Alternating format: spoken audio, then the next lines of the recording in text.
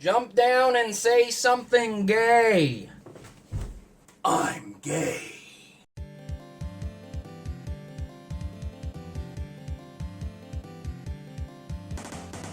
Oh boy, I just love knowing the sexuality of characters in video games. It changes so much, except it doesn't. If you didn't know, recently Blizzard has come out to explain that Soldier 76 is gay in Overwatch, one of their games. Or at least it's assumed to be gay. With the new Overwatch short comic, well short isn't really the right word, because it's kind of a comic with some lore in it, like a lot of lore, which is important for the series, because, well, I'll get to that later. It's hard to describe that it's short, but it's also filled extensively with lore. Basically, it gave us a simple rundown explaining that Soldier 76, at the very least, seems gay, if not had a full-blown ex-lover that was a man. He didn't come out and pull an iDubbbz here, saying, I'm gay! So what does this do for the series? Absolutely nothing right now.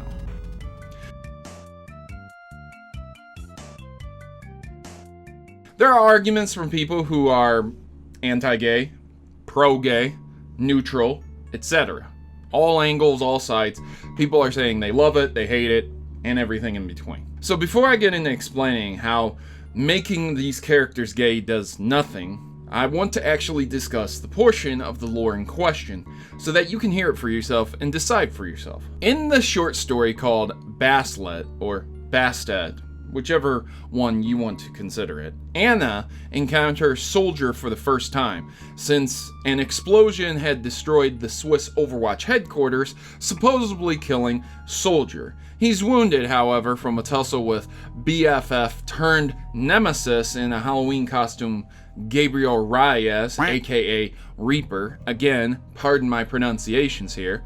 Anna notices Soldier rifling through some old photos, one of which depicts Soldier standing next to a dark-haired man with an arm around his shoulder. This takes her by surprise. Vincent, I haven't thought about him for years. Still keeping a candle for him. Jack shook his head. Nothing like that. You never looked in on him? You must have been curious. All the surveillance power in the world? I bet Gabe would have put a Blackwatch agent on him if you asked. Jack glared at her. Okay, touchy subject. Jack laughed. He got married. They're very happy. I'm happy for him. Anna was unconvinced.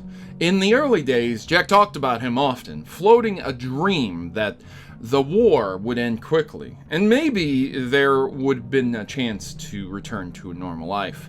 But a normal life was never a reward for people like us. Vincent deserves a happier life than one I could give him. Jack sighed. We both knew that I could never put anything above my duty. Everything else I fought for was to protect people like him, and that's the sacrifice I made. Relationships don't work out well for us, do they? Anna said, unconsciously rubbing her thumb over where her wedding ring used to be.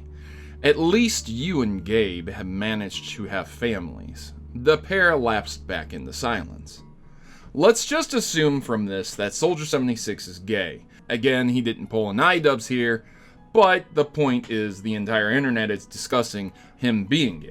And of course, we only hear praises from those who want Soldier 76 to be gay. In reality, soldiers can be gay, okay? I know this is a shocker to people. People don't like to publicly acknowledge this, but within my own military service myself, and I'm sorry I mention it quite a lot, I just relate it to things I talk about. The point is, I knew several gay people, lesbians, bisexuals. I've talked about this in the past. I've talked about it with other stories. In my own country, there's a knee-jerk reaction to people finding out that soldiers can be gay or lesbians just due to the simple fact that until recent years, it wasn't really tolerated. Not in public, and certainly not tolerated in the army or the military itself at large. But regardless of how you feel, things have now changed, for better or worse. You can serve and you can be gay. The reason I cite this is because it has quite a bearing on the subject, as many people will project their ideals of how the military is upon games, media, music, etc. Okay? That's projection. That doesn't necessarily mean it's true.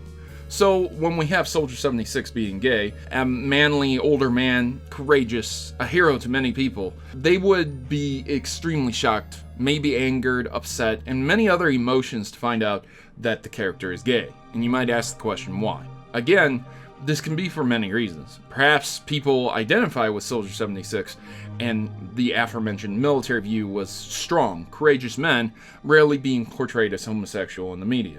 Perhaps it's a degradation. They grew up and they were consistently reinforced with the notion that homosexuals were bad people. It's not necessarily true, but when you're raised a certain way, it sticks with you and it's hard to get rid of that stigma. People will just view things as maybe it's just a hero that they looked up to and they couldn't believe they would do something they don't personally identify with. It's kind of like finding out your favorite comedian did something very, very negative. Remember Bill Cosby? Yeah. So a lot of people don't really like him that much anymore. And it's a great big knee-jerk reaction. And it's even worse when you really looked up to that person. But how does making a character gay even remotely change anything, though? Especially in Overwatch's case. If anything, Overwatch is the poster child for why making a character gay does nothing.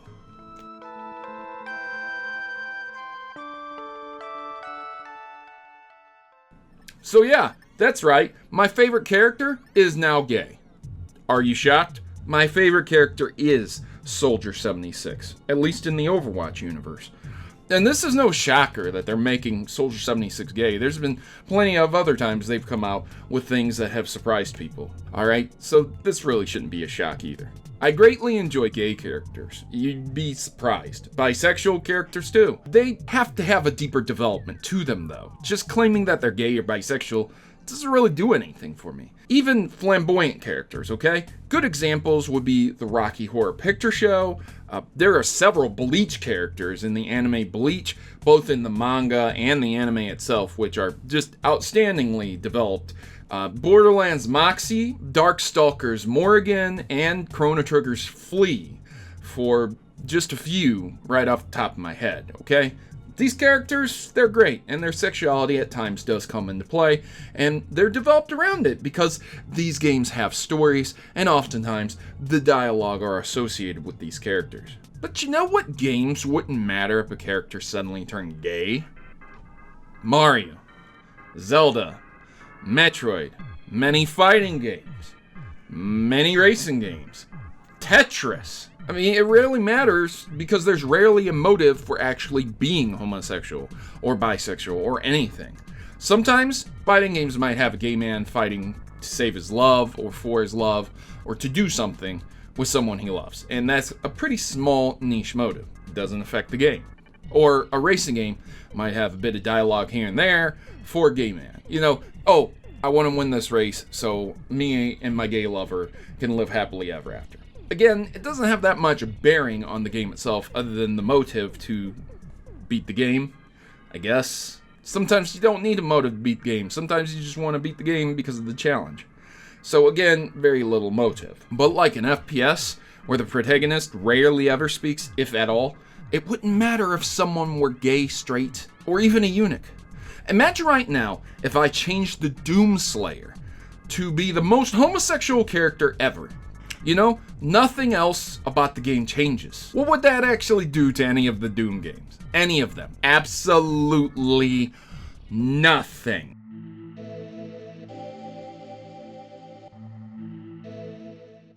So imagine when people are championing that Soldier 76 is gay. Why? What does it change? What does it add? Overwatch is a competitive FPS that involves teams taking objectives and eliminating enemies. And there is no power increase for being gay, straight, bisexual, lesbian.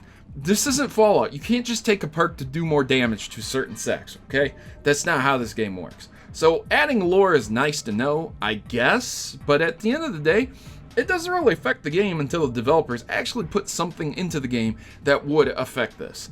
Perhaps there could be an offline single player mode where it would encompass much of the lore, then Soldier 76 might be able to rescue his ex-love or something. There might be a story entangled there. Or you could play a prologue mission, which takes us into current eras itself before. But you know, the game has been out plenty long enough to do something like this.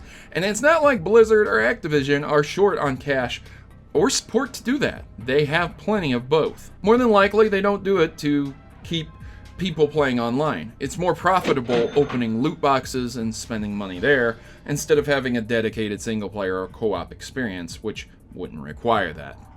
But hey, those are just my thoughts, and Blizzard and Activision have been in the news quite a bit over some very negative things at the company level and developer level as well. So it really shouldn't be a surprise when a company approves the release of something like Diablo Immortal, then asks the rhetorical question, don't you all have phones? No one should be shocked that there is no Overwatch single-player campaign that explains all of this lore. Nice, tidy, tucked with a bow, and gives you a very, very nice experience. Instead, you're relegated to reading whatever they put out. Comics, short movies maybe if you're lucky. Yeah, lore is lore. And you know what?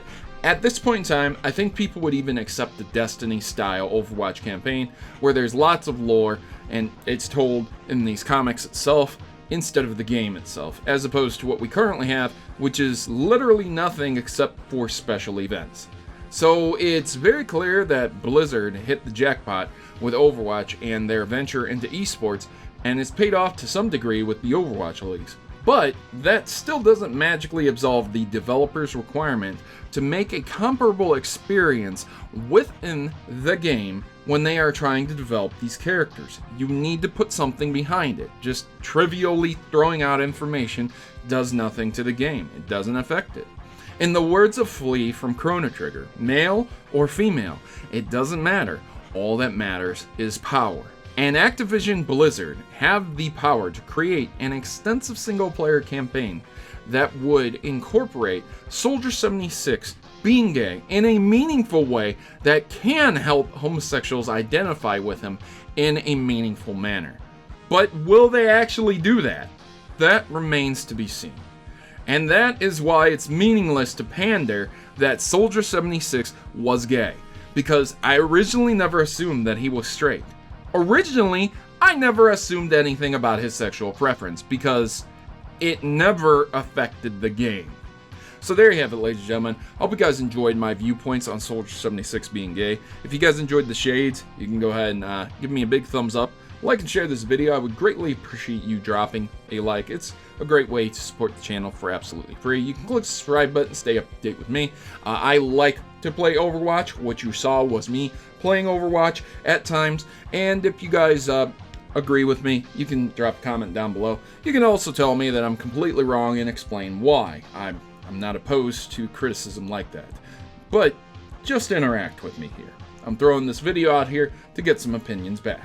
Now, I've been your host, Protomario, and I'm signing out. As always, good gaming, God bless, and I'll see you guys in the next video.